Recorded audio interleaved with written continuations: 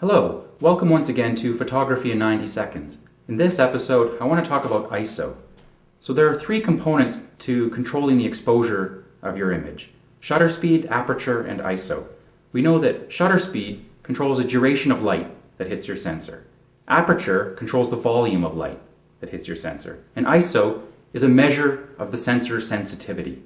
Essentially, how well it responds to that light or how sensitive it is to light. In the film days, you literally had to replace the film in order to change the ISO sensitivity.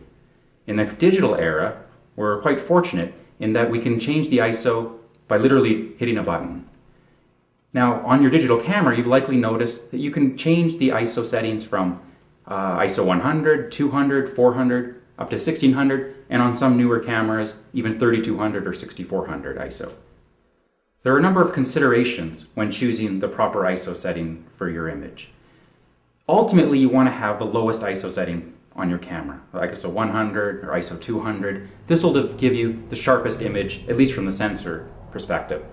Whether you hold the camera prop steady or use a tripod, right, or have a fast enough shutter speed is up to you in order to get a lower motion blur. But from the sensor's perspective, you want to have a low ISO. But, right, sometimes situations don't allow you to use a low ISO setting. Like if you're in a museum or you're in a bar and there's low light and you don't have a flash available, well, you're going to want to use a higher ISO setting.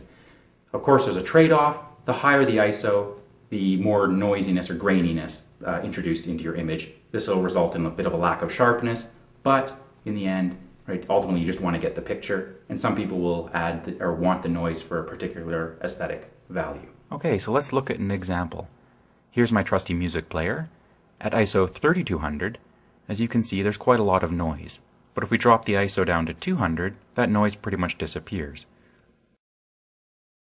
Okay, so that's it for this episode. See you next time.